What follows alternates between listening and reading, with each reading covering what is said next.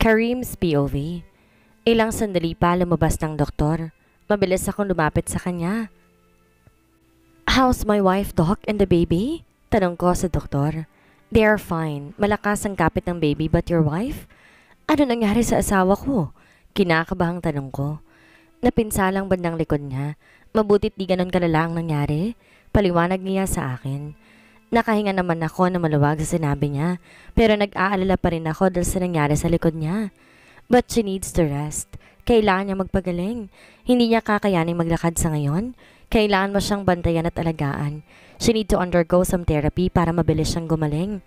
You need to be strong cause there is a possibility na mag-iiba ang behavior niya, lalo na't buntis siya. Paliwanag sa akin ng doktor. "Thank you, Doc." Pasasalamat ko sa kanya. "You're welcome. And no need to thank me cause it's my job." Sagot niya sa akin. Hinintay kong mailipat siya sa private room. Alam ko mahihirapan ako, pero aalagaan kong mag-ina ko. Bigla akong naikuyom ang kamao ko tuwing naaalala kong nangyari. "Kamusta na si Sabrina, Karim?" Tanong sa akin ni Karina. "Stop acting like you care for her." Saad ko sa kanya. Why are you here? I don't need you to be here." Naiinis sa tanong ko kay Karina. Leave." Kalmadong sabi ko kay Karina. "You are unbelievable. At talagang pinagsigawan mo sa campus na asawa mo siya? I am your fiancé." Galit na saad nito sa akin. "You are not my fiancé, and she's really my wife. If you think na hindi totoo ang sinasabi ko, you can confirm it." Sabi ko sa kanya bago ko pumasok sa room ng asawa ko. Pumasok na ako bago pa ako mawala sa sarili ko at masaktan ko si Karina. Pagpasok ko, natutulog ang asawa ko. Lumapit ako, tinalikan ko siya sa labi. Hinaplos ko ang buhok niya. "Mabutit safe kayo ng baby natin, babe." Kausap ko sa asawa ko kahit natulog siya. Asawa ko na talaga siya. Nung umalis kami noon papunta kina Larry, kasal talaga namin ang pinuntahan namin. Tanging si Mara at mga kaibigan ko lang nakakaalam.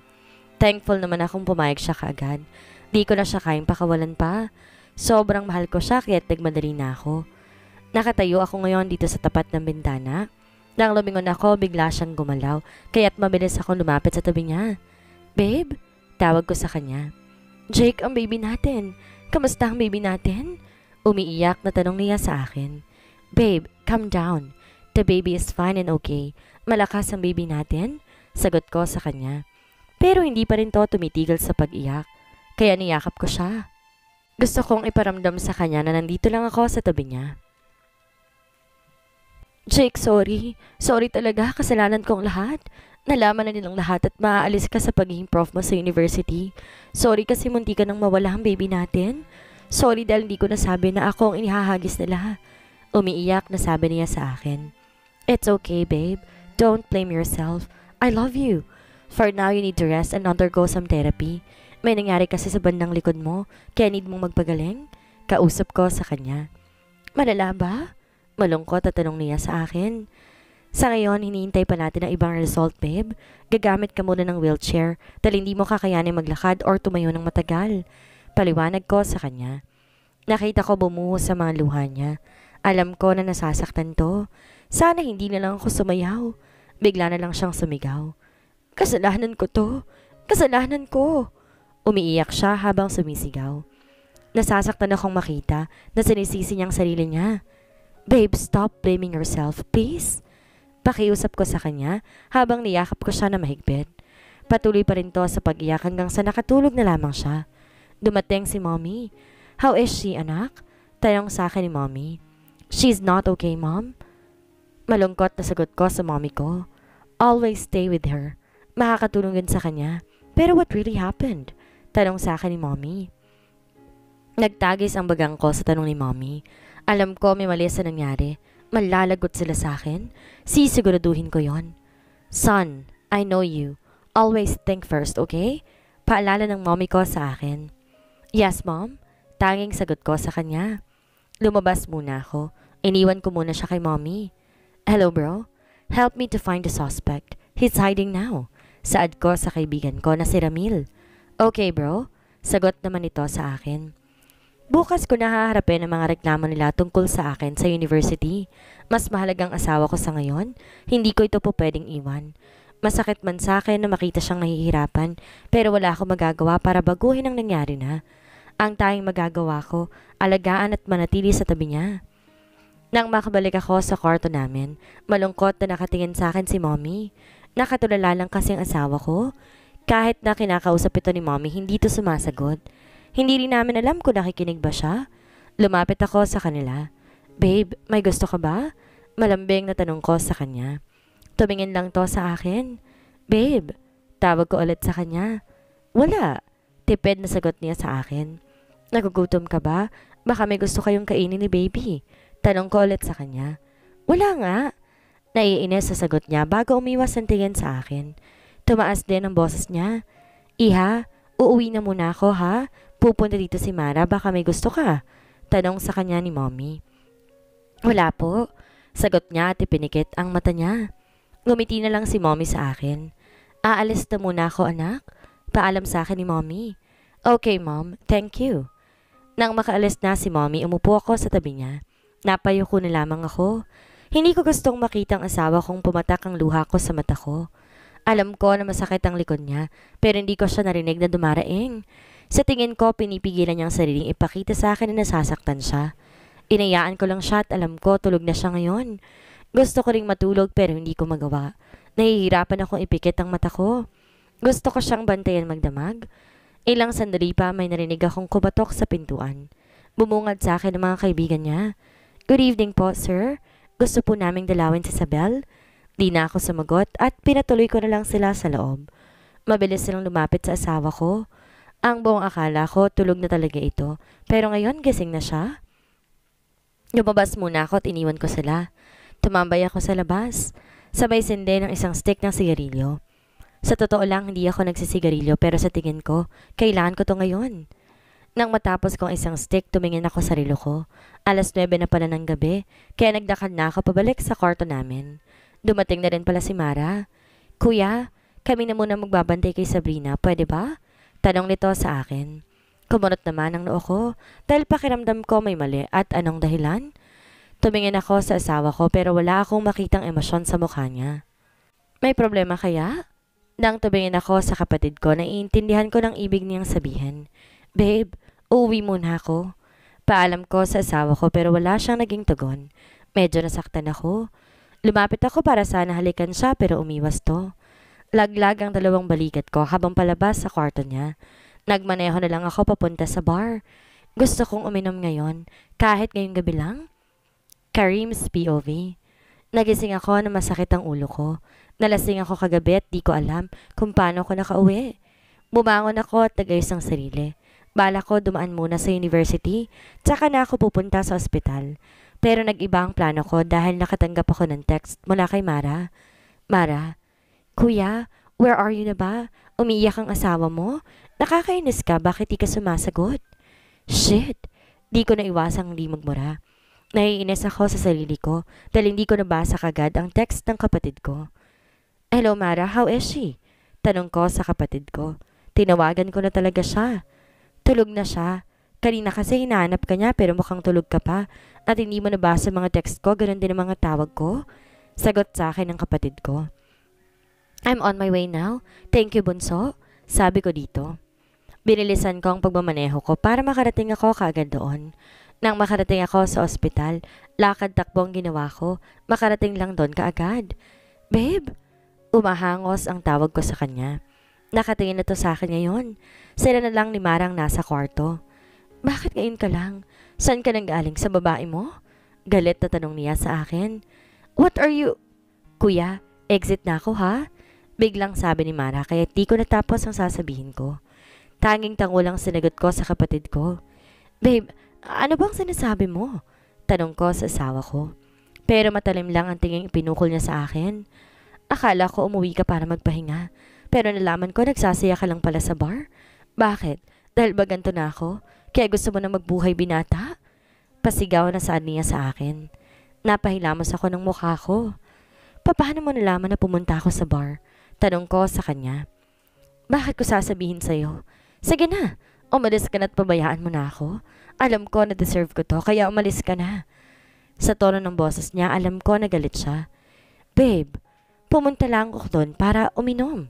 Paliwanag ko sa kanya. Umalis ka na. Pagtataboy niya sa akin. May problema ba? Kahapon ka pa ganyan. May nangyari ba na hindi ko alam? Tanong ko sa kanya dahil hindi ko na matiis. Umalis ka na. Iwan mo na ako. Mas mabuti pang wala ka dito. Bumalik ka na kung saan ka dapat. At isa pa magpa-file na ako ng annulment. Parang naiiyak na sabi niya sa akin. Uminit ang ulo ko sa narinig mula sa kanya. Walang maghihiwalay. At ano bang sinasabi mo na yan? Kung ayaw mo ako makita, aalis ako ngayon. Pero walang hiwalay ang mangyayari? Galit na sabi ko bago ko lumabas sa kwarto niya. Nanatili lang ako sa labas at kumuha na rin ako ng nurse sa titingin at mag-aalaga sa kanya. Miss, pakilagay naman ito sa loob. Gusto ko lang na makita ang asawa ko. Utos ko sa nurse. Wala akong choice kundi maglagay ng hidden camera para lang ma-monitor ko siya. Hindi ko siya maintindihan. Bakit bigla na lang niya sinasabi ang mga bagay na yon? Ano ang dahilan? Biglang sumakit ang ulo ko sa kakaisip. Ilang sandali pa, pinanood ko siya sa phone ko. Nakita ko umiiyak to kaya't nasasaktan ako. Gusto ko yung pumasok para yakapin siya, pero mas pinili ko ng manatili sa labas. Gusto ko siyang sundin. Gusto ko siyang bigyan ng time. Palaisipan pa rin sa akin kung bakit niya nalaman na pumunta ako sa bar. Sa tingin ko may nagbabantay sa akin, sa mga galaw ko. Isang tao lang naiisip kong gagawa nito sa akin. Aalis na muna ako at pupunta sa university. Iiwan ko muna siya sa private nurse sa kinuha ko. Call me if something happens. Paalala ko sa nurse. Opo sir, ako na pong bahala kay ma'am. Sagot niya sa akin. Tiwala naman ako dahil siyang nirecommend ni Raquel. What's your name again? Tanong ko sa kanya. Priscilla po, sagot niya sa akin. Okay Priscilla, thank you. Nagmaneho ako papunta sa university.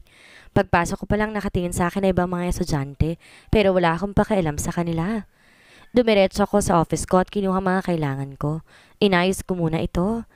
Matagal ko na itong ginawa dahil alam ko na anytime mangyayari to. At dumating ng time na to. Napaaga lang pero wala akong pagsisisi sa naging desisyon ko. Pumunta na ako sa office ng dean. Good morning sir. Bati ko sa kanya. Good morning Mr. Morales. How's your wife? Tanong niya sa akin. She's in the hospital and she's not okay. Sagot ko sa tanong niya. Bakit hindi mo sinabi na may asawa ka na at worst, estudyante mo pa? Sana sinabi mo nilang sa akin. Inaanak kita at maiintindihan ko pero inilihim mo? Sabi sa akin ng ninong ko. I am sorry ninong.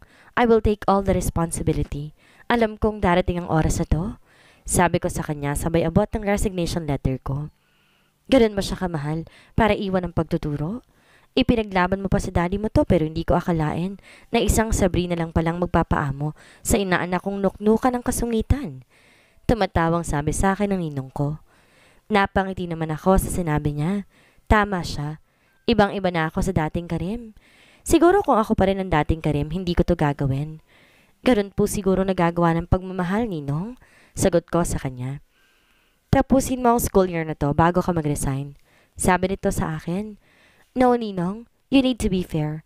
Hindi to makakabuti sa university. I think it's time for me to go back. Nakangiting sabi ko. Tiyak ako matutuwa ang daddy mo kapag nalaman niyang babalik ka na sa company ninyo. Pero tapusin mo muna ang semester para hindi mahirapan ang papalit sa'yo. Saan nito sa akin? Yes, ninong. Thank you, ninong. Niyakap ko siya. Nakakatampo na hindi mo ako inimbitahan ng kasal mo? Sabi nito sa akin. Sorry ninong pero hindi lang ikaw nagtatampo. Ganon din ang mommy. Imbitado ka sa susunod ninong.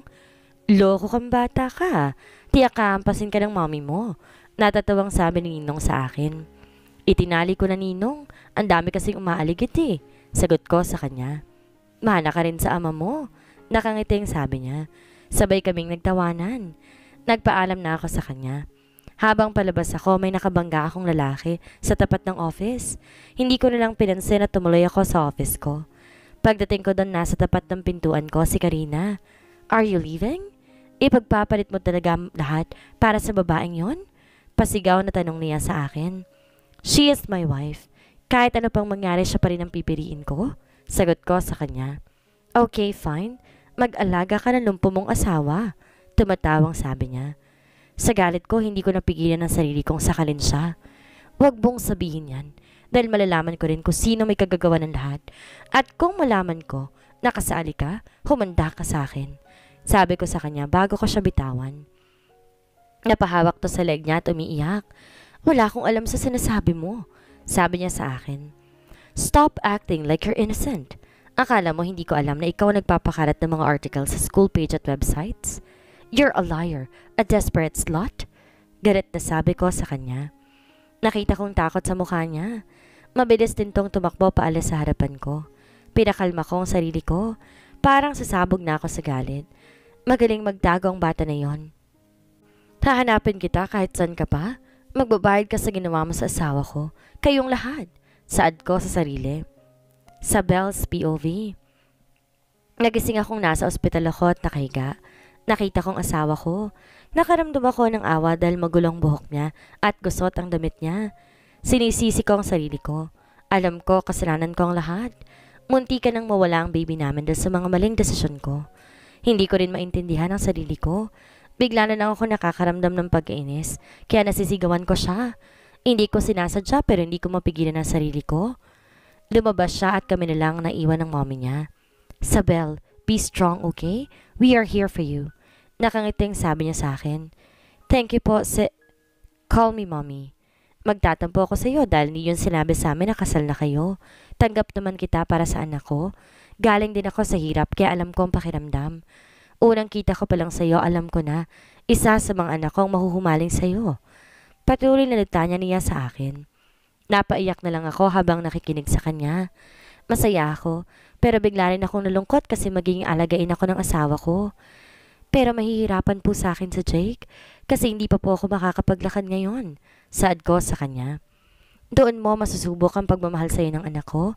Malalaman mo kapag nasubukan mo na siya. Magpagaling ka para sa baby mo, para sa apo ko. Nakangiting sabi nito sa akin. Thank you po. Salamat sa pagtanggap sa akin. Naiiyak na sabi ko kay senyora. Niyakap niya ako. Doon ko naramdaman na tanggap niya ako. Pagbalik ng asawa ko, umupo sa tabi ko. Napaisip ako sa sinabi ni mommy. Gusto kong subukan ng asawa ko kung hanggang kailan niya ako pagtitiisan para alam ko kung kailan ako dapat sumuko. Sinungitan ko siya, lahat ginawa ko para mainis siya sa akin. Pagdating nila Mara, lumabas ang asawa ko. Mara, pwede ba na ikaw na lang kasama ko dito? Pauwiin muna natin si Jake para makapagpahinga siya. Alam ko na pagod na siya. Hindi rin siya makapagpapahinga dito. Sabi ko kay Mara. Okay ate? Nakangiting sabi niya sa akin. Alam mo Frenny, hindi kami makapaniwala na hobby mo si senyorito. Kinikilig na sabi ni Jay. Kinikilig ako Frenny. Sana all. Kinikilig namang sabi ni Rhoda. Anong feeling na maging asawang masungit at terror na prof ng university natin? Tanong naman sa akin ni Marlene. Masaya, sagot ko sa kanila. Tapos, sabay-sabay silang tumingin sa akin. Alam ko ang nasa isip nila, pero hindi ko pa pwedeng sagutin yon dahil nakakahiya. Alam niyo girls, mabait ang kuya ko. Masungit lang siya pero malambing siya kay ate. Sabi naman ni Mara sa kanila. Yummy ba? Walang prenong tanong ni Maxine. Alam niyo, napapansin ko, mas nauna niyo pa itanong yan kaysa kumustahin ako. Pag-iiba ko sa usapan namin. Ay, sorry po. Sabi naman ni Nemya at sabay-sabay kaming natawa. Pero alam mo, Frenny, hanggang ngayon, hindi pa rin sila makapaniwala na asawa mo si Prof. Baka daw magjowa lang naman kayo. Hayaan niyo lang sila. Alam ko naman ang iniisip nila at alam ko rin na hindi yun maganda. Sabi ko sa kanila. Galit kami kay Pablo. Parang sinadya niyang nangyari, hindi dahilan na nakalimutan niya. Bigla rin siyang nawala na parang bula. Naiinis pang sabi ni G. Tuwing naalala ko, napapaiyak na lamang ako. Sorry, Frenny ha? Sabi nila sa akin. Niyakap nila ako. Ilang sandali lang bumalik ng asawa ko. Pinaalis siya ni Mara. Ayaw pa sana niya pero sumunod din. Akbang hahalikan niya ako nang bigla ko na lang naamoy ang sigarilyo. Kaya umiwas ako. Ang alam ko hindi naman to nagsisigarilyo. Pero bakit amoy na amoy ko ngayon? Biglang uminit ang ulo ko. Sa inis ko hindi ko siya pinansin. Umalis naman to pero nakita kong nalungkot to. Buong magdamag gising ako. Steady lang higa ko dahil sumasakit ang likod ko. Inayaan ko lang silang matulog dahil bukas may pasok pa sila. Di ko maiwasang matakot. Paano kung hindi na ako nakalakad? Paano ang baby ko? Ang dami nang pumapasok sa isipan ko. Hindi ko alam kung kakayanin ko ba. Paano kung mapagod si Jake? Paano kung iwan niya ako? Ang daming pumapasok sa isipan ko. Ilang sandali pa, nakita ko umilaw ang phone ko. Nang tignan ko to, nakita kong asawa ko na nasa bar at umiinom ito. Bigla na lang uminit ang ulo ko, lalo na makita kong may babae itong kasama. Bawat litrato, iba't ibang babae. Humanda ka sa akin bukas? Ani ko sa sarili. Hindi ko alam pero bigla na lang akong umiyak at napasigaw. Natatakot ako na baka mawala ako sa sarili ko. Natakot ako na baka mahirapan ang asawa ko, kaya buo na ang desisyon ko. Naisip ko na makipaghiwalay sa kanya. Iyon ang naiisip kong paraan. Bala ko nang umuwi na lang sa probinsya.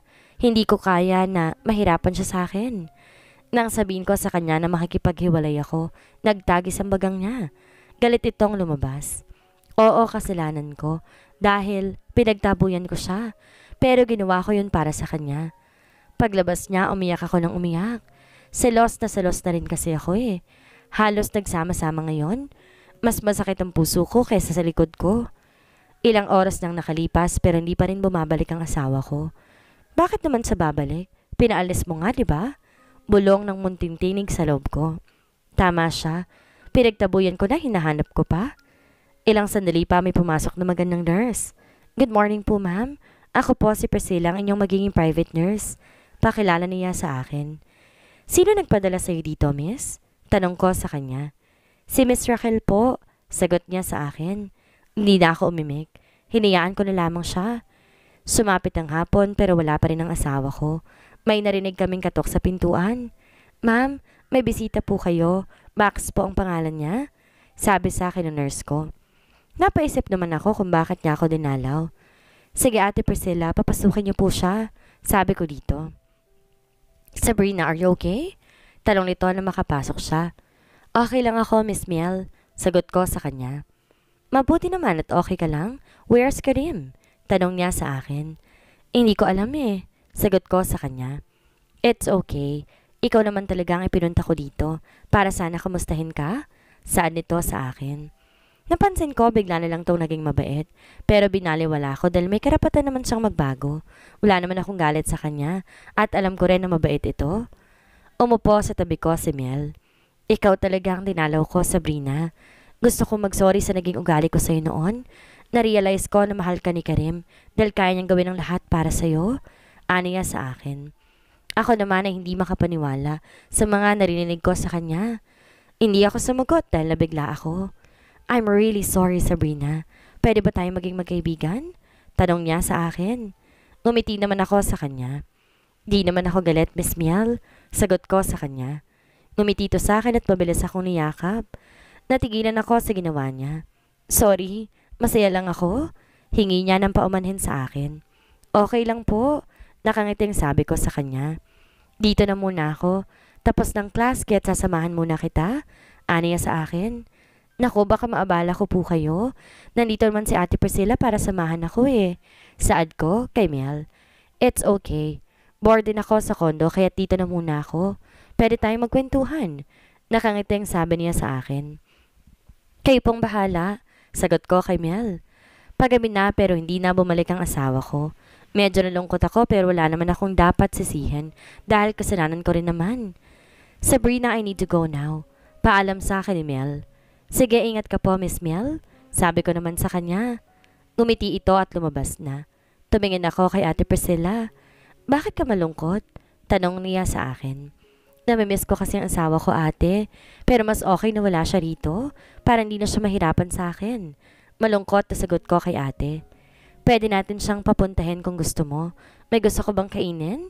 Tanong niya sa akin. Wala akong gana, ate. Need mong magpalakas. Nakalimutan mo na ba may baby sa tummy mo? Paalala niya sa akin. Dahil sa sinabi niya, napahawak ako sa tiyan ko. Tama si Ate Priscilla. Nakalimutan ko na may buhay sa loob ng tiyan ko na kailangan ako. Kung nakakalakad lang sana ako, ate, ako lang bibili ng gusto ko. Malungkot na sabi ko sa kanya. Huwag kang malungkot. Nandito naman ako. Tsaka trabaho ko na alagaan ka. Aniya sa akin. Napangiti ako sa sinabi ni ate. Ramdam ko na mabait siya. Palagay kaagad ang loob ko sa kanya. Gusto ko ng spicy rice cake, yung Korean ate na tteokbokki, sabi ko sa kanya. Sige, labas muna ako. Ang alam ko may Korean store doon sa tabi ng ospital. Paalam niya sa akin. Talaga ate? Kaso wala akong pera dito eh. Sabi ko kay ate dahil naalala ko, wala pala akong cash. Okay lang, madami siyang pera. Po? Marami akong pera. Sagot niya sa akin. Sige po ate, babayaran ko na lang kapag nakauwi ako sa bahay. Kung may bahay pa akong uuwian. Malungkot na sabi ko, habang ang huling mga salita parang pabulong ko ng binigkas. Lumabas na si ate at ako na lang ang natira. Kinuha kong phone ko. Pinagmamasdan ko ang litrato naming mag-asawa nung kasal namin. Simple lang naging kasal namin dahil civil wedding ito. Flashback. Babe, saan tayo pupunta? Tanong ko sa kanya. Sa bahay ng kaibigan ko, babe. Sagot niya sa akin. Nahihiya ako, baby. Huwag mo na akong isama. Sabi ko sa kanya. Really, babe? Nasa biyahe na tayo kaya wala ka na magagawa. Aniya sa akin habang nakangiti. Gumuso na lang ako dahil tama naman siya. Narinig ko naman tong tumawa. Kaya tiningnan ko siya ng masama. Sige, tumawa ka lang dyan. Tsaka bakit parehong damit natin? Binyag bang pupuntahan natin? Kasi naka-white pa tayo, oh. Sabi ko sa kanya. Tumigil na siya kakatawa at nagmaneho. Napansin ko parang kinakabahan to kasi pagkaibuga siya ng hangin. Okay ka lang ba? Tanong ko sa kanya. Yeah, babe.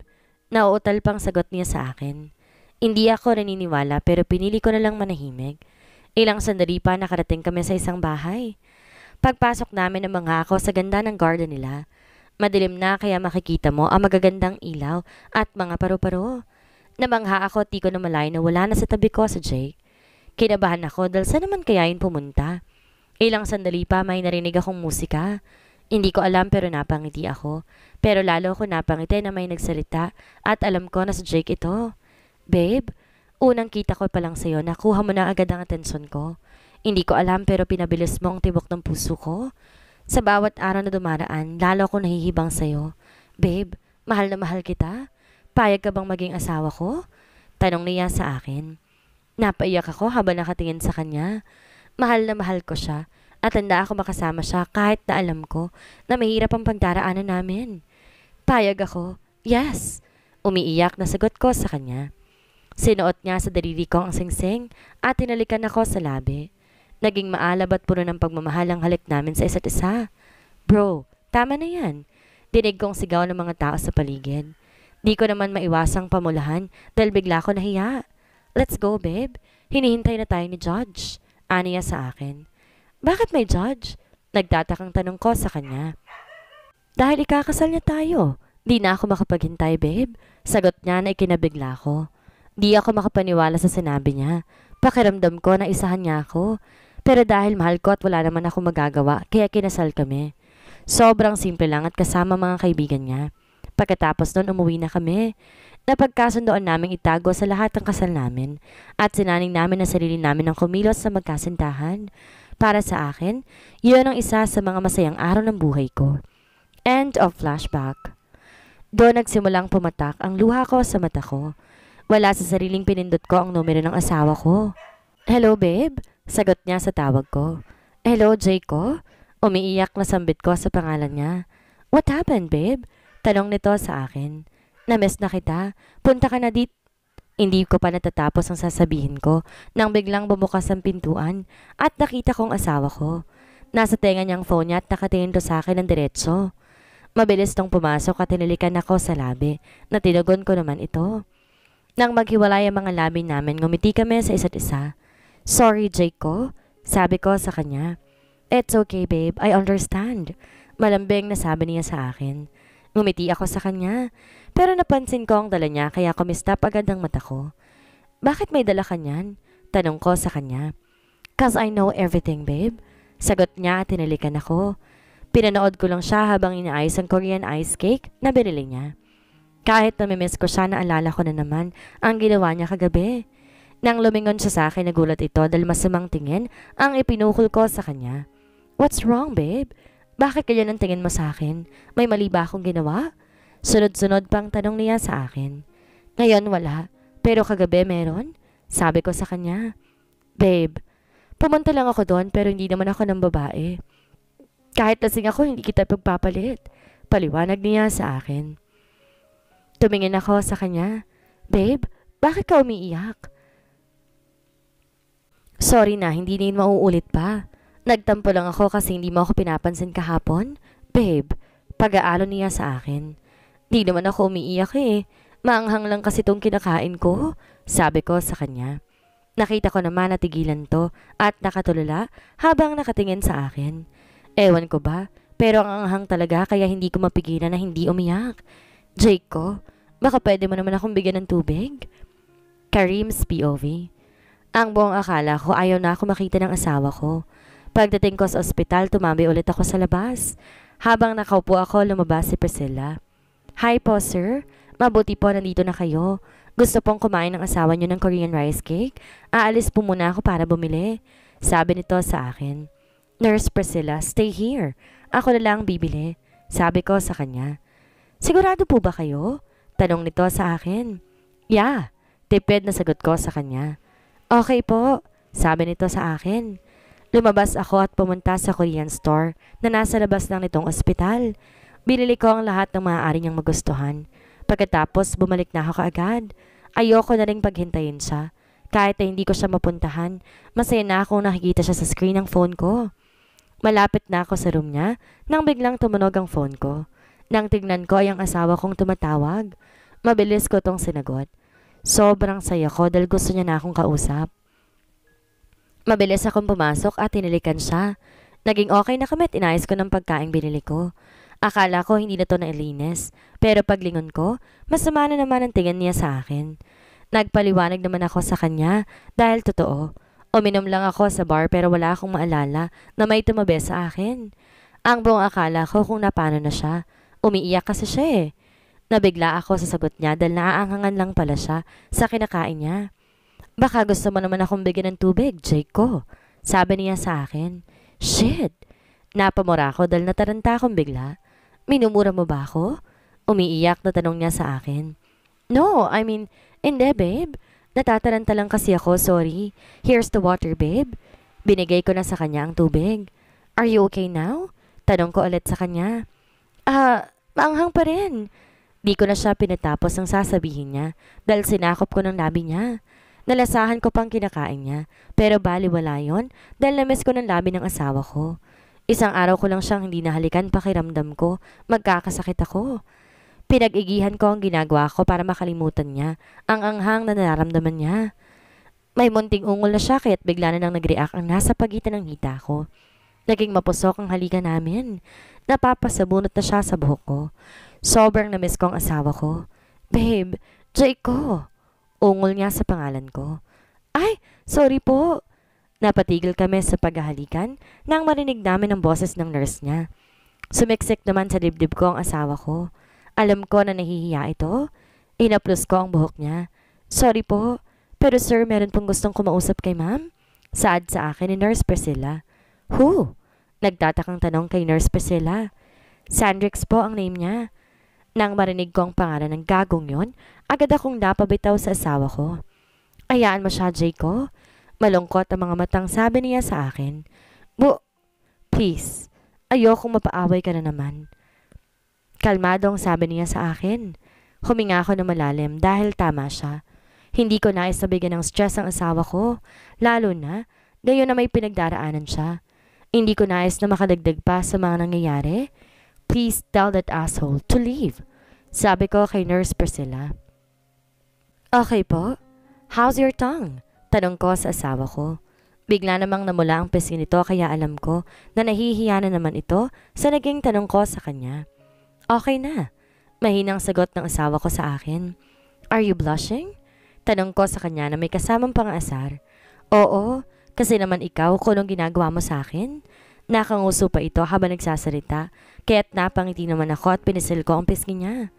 I am trying to help you, babe, pero masarap palang tulugan ka. Tumatawang sabi ko sa kanya.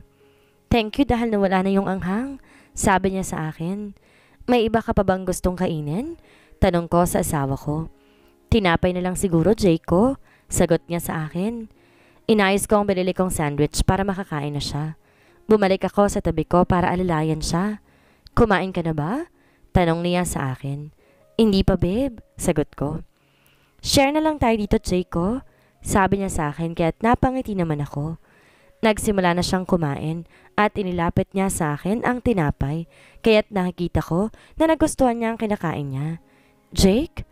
Tawag niya sa akin. Yes, babe. Sagot ko naman sa kanya. Kailan tayo uuwi? Tanong niya sa akin. Itatanong ko sa doktor, babe. Kapag pumayag siya, uuwi rin tayo kagad sa bahay. I know that you're not comfortable here. San ka pumunta kanina? Tanong niya sa akin. Sa university, babe. Nakita kong lungkot sa mga mata niya. Babe, sorry kung selfish ako dahil hindi kita naisip. Okay lang ba na mag-homeschooling ka? Tanong ko naman sa kanya. Ngumiti ito sa akin. Wala ka namang kasalanan. Gusto ko naman to. Pero dahil sa akin, maalis ka sa pagtuturo. Alam ko, mahal na mahal mong ginagawa mo. Malungkot na sabi niya. Do not be sad, babe. Mas mahal kita. Nakangiting sabi ko sa kanya. Pero mali yata ang sinabi ko dahil bigla na naman tong umiyak. Babe, huwag ka nang umiyak. May nasabi ba akong mali? Babe, please don't cry. Ani ko sa kanya dahil nag-aalala na ako. Di naman ako umiyak dahil sa mga sinabi mo. Kasi, gusto ko pang kumain eh. Inubos mo na? Parang batang saan niya sa akin. Here we go again. Namamali ako sa mga inaakala ko. Napasarap din kasi ang kain ko kaya hindi ko siya naisip at isinubo ko ng lahat. Ngayon lang rin ako nakaramdam ng gutom simula kanina. Bibili na lang ako ulit, babe. Dito ka lang ha? Sabi ko sa kanya. Oo, dito lang ako. Kasi hindi naman ako makakalis dito dahil hindi naman ako maglalakad. Malungkot na sabi niya. Makakalakad ka. Huwag mong sasabihin yan. Sorry, Jayco. Sige na, umalis ka na. Bumili ka ng strawberry frap ha? Ngumiti ako, tililikan ko siya bago ko umalis. Paglabas ko, nakaupo si Nurse Priscilla. Nagpaalam ako na aalis saglit. Pagbalik ko, masaya nag-uusap ang asawa ko at si Priscilla. Ibinigay ko kagad sa asawa ko ang drinks niya. Masaya naman ito at sabay kaming tatlo. Kinain ng mga binili ko. Pinauwi ko na muna si Priscilla dahil ako na ang magbabantay sa asawa ko ngayon. Babe, matulog ka na. Utos ko sa kanya. Ikaw rin, Jayco? Ngumiti ako sa kanya. Hinaplos ko ang buhok niya hanggang sa nakatulog siya. Ilang sandali lang narinig ko na ang mumunting halik niya. Umilaw ang phone niya. Wala naman akong balak buksan pero para may nag-uutos sa akin na tingnan ko. Kinuha ko to at binuksan ko ang nakita kong kaibigan lang niyang nag-chat. Pero kumumunot ang noo ko nang may nakita na name na hindi pamilyar sa akin. Nang buksan ko nakita ko mga larawan ko nung nasa bar ako. Napatiimbagang ako dahil halatang edited ang mga babae sa tabi ko. Ngayon alam ko na kung bakit galit sa akin ang asawa ko at nalaman niyang nagpunta ako sa bar. Nais ko pang i-chat ang taong nagpadala pero nakablock na. Hindi ko pa nahahanap ang isa, may dumadagdag na naman. Dinadagdagan talaga nila ang galit ko. Malalagot silang lahat sa pananakit nila sa asawa ko. Sino kaya ang taong naninira kay Karim, kay Isabel? Mahanap kaya yung taong dahilan ng pagkakadisgrasya ni Isabel? Yan ang ating aalamin sa susunod nating kabanata.